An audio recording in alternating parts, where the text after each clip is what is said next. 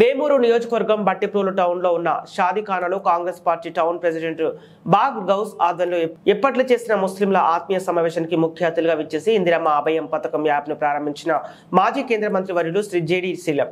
ఈ సందర్భంగా జేడి శీలం మాట్లాడుతూ ఈ ఇందిరమ్మ అభయ పథకంలో అర్హులైన ప్రతి మహిళా వివరాలు ఈ యాప్ ద్వారా సేకరించడం జరుగుతుంది. ఈ పథకంలో ద్వారా అర్హులైన ప్రతి మహిళకు ప్రతి నెల 5,000 రూపాయలు అందించడం జరుగుతుందని తెలియజేశారు. పేద కుటుంబాలకు ఆర్థికంగా అండగా ఉండాలని కాంగ్రెస్ పార్టీ ఈ పథకాన్ని ప్రారంభించిందని తెలియజేశారు. కార్యక్రమంలో వేమూరు నియోజకవర్గ ఇన్ఛార్జి తాడికొండ వెంకటేశ్వరరావు గారు, జిల్లా OBC chairman Yarnagadda Gopi, Congress party senior నాయకులు బూరగ సుబ్బారావు, బట్టిప్రోలు మండల ప్రెసిడెంట్ ఎన్ ఏడుకొండలు, అమత్తలూరు మండల ప్రెసిడెంట్ దేవరపల్లి అంబేద్కర్, కొల్లూరు మండల ప్రెసిడెంట్ కుడిటి నాగేష్, వేమూరు మండల ప్రెసిడెంట్ పివి శేషస్ మూర్తి మరియు కాంగ్రెస్ పార్టీ నాయకులు కార్యకర్తలు పాల్గొన్నారు.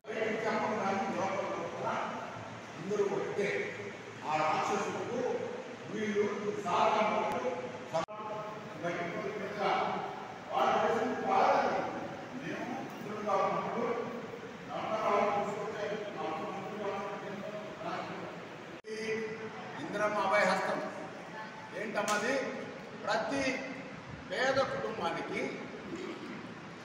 ఒక పేద కుటుంబంలో మహిళ బ్యాంక్ అకౌంట్లో 5,000 రూపాయలు నెలకు. దేనికయ్యా?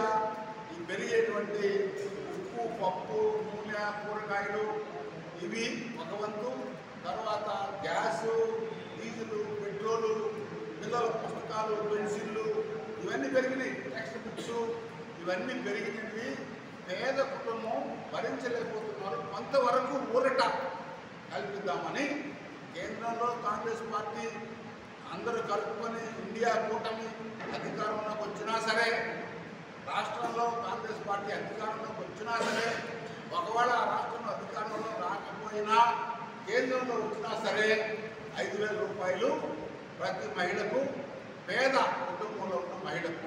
ఎట్లా తెలుస్తుంది పేద అని? ఇప్పుడు కాంగ్రెస్ వాళ్ళకి ట్రైనింగ్ ఇస్తాం. వాళ్ళు గ్రామాల్లోకి వెళ్ళి, నేను వెళ్ళలేను అన్ని గ్రామాల్లో, వాళ్ళందరూ కూడా వెళ్ళలేరు. అందుకని మేము ఏం చేస్తున్నాము, 11వ తరగతి 15 వరకు వీళ్ళు గ్రామాలకు వెళ్ళి, గ్రామానికి 5-6 మంది కాంగ్రెస్ వాదులు ఉంటే, గ్రామంలో 1000 మంది ఉండొచ్చు, 2,000 మంది ఉండొచ్చు, 5-6 దొరుకుతారు మాకు. అయ్యా కాంగ్రెస్ ఎవరని వాళ్ళని వెతికి గ్రామ కాంగ్రెస్ కమిటీ అని అక్కడ ఏర్పాటు చేసి వాళ్ళందరినీ 16 తర్వాత నేను మండలానికి పిలుస్తాను. మండలానికి పిలుచుకొని మనమందరం వాళ్ళకి మండలంలో 20 గ్రామాలు, 25 మంది వస్తారు.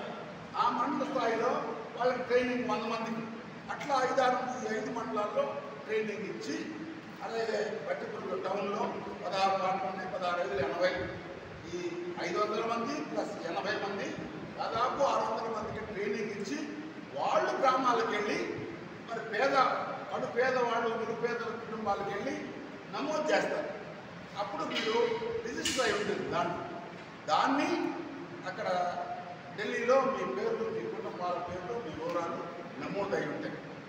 అప్పుడు భగవంతుడు చక్కగా చూసి మీ అందరి ఆశీర్వాదం వల్ల కేంద్రంలో కాంగ్రెస్ పార్టీ అధికారంలోకి వచ్చినా సరే, ఇక్కడ అధికారంలోకి వచ్చినా, ఇక్కడ రాలేకపోయినా అక్కడికి వచ్చినా, మీకు పేదలకు 5,000 రూపాయలు నెల, ప్రతి సంవత్సరం 60,000 రూపాయలు, 5 ఏళ్లకి 3 లక్షల రూపాయలు మీ ఖాతాలోకి వెళ్తాయి. ఇది ఒక స్కీమ్.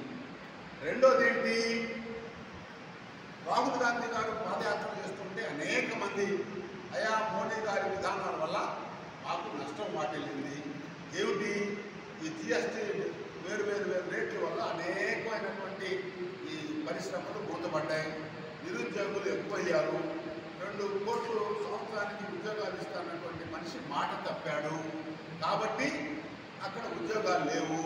అదేవిధంగా ఆంధ్రప్రదేశ్లో కూడా జాబ్ క్యాలెండర్ అన్నారు, జాబ్ క్యాలెండర్ లేదు, ఏమి లేదు, నిరుద్యోగులు ఎక్కువయ్యారు. కాబట్టి రాహుల్ గాంధీ ఏమన్నారంటే, కేంద్రంలో కాంగ్రెస్ పార్టీ అధికారంలోకి వస్తే ఎవరైతే కాలేజీలకు వస్తారో విద్యార్థులు, వారికి ఇంటికెళ్ళి తల్లిదండ్రులకు భారం కాకుండా, నిరుద్యోగ సమస్యతో బాధపడకుండా ఒక పెద్ద సంస్థల్లో వారికి ట్రైనింగ్ ఇప్పిస్తాడు. అప్రెంటిస్షిప్ అంటారు. ఆ ట్రైనింగ్కి అయితే ఖర్చు సంవత్సరం పాటు 1,00,000 రూపాయలు ఆ సంస్థ వారికి చెల్లించి వాళ్ళకి ట్రైనింగ్ ఇప్పించి, అక్కడ కానీ ఆ సంస్థలో కానీ బయట కానీ లోన్ తీసుకొని తాను స్వతహాగా తన కాళ్ళ మీద నిలబడి 10 మందికి ఉద్యోగం ఇచ్చే యోధుడుగా తయారు చేసేటువంటి ఒక మంచి స్కీమ్ ఈ రెండింటి గురించి చెప్పాలి. ఇది కాకుండా ఈరోజు కాంగ్రెస్ అవసరం గురించి, ఈరోజు మోడీ గారి ప్రభుత్వం చేస్తున్నటువంటి అన్యాయాల గురించి, రాష్ట్ర ప్రభుత్వాన్ని రాష్ట్రానికి చేస్తున్న ద్రోహం గురించి, పోలవరం నిర్మాణం పూర్తి చేయలేదు, ప్రత్యేక హోదా ఇవ్వలేదు, విశాఖపట్నం అమ్ముతుంటే దిక్కులేదు, వీళ్ళందరూ కూడా నోరు మూసుకుంటున్నారు. కానీ ఒక ఎంపీ కూడా పార్లమెంట్లో మాట్లాడలేదు. లంకల సమస్యల మీద ఎవరు మాట్లాడలేదు. ఇక్కడ తుఫాను వస్తే రైతులు పడేటువంటి ఇబ్బందుల గురించి ఎవరు మాట్లాడలేదు. బాపట్ల నుంచి రేపల్లి నుంచి ఒంగోలు వరకు ఉన్నటువంటి బాపట్ల పార్లమెంటరీ తీర ప్రాంతం ఏ రకంగా అభివృద్ధి చేయాలి అనేటువంటి విషయంలో ఎవరూ మాట్లాడలేదు. పార్లమెంట్లో నోరు విప్పలేదు ఉన్నటువంటి ఎంపీలు. ఎప్పుడైనా చూసారా మీరు ఒక పార్లమెంట్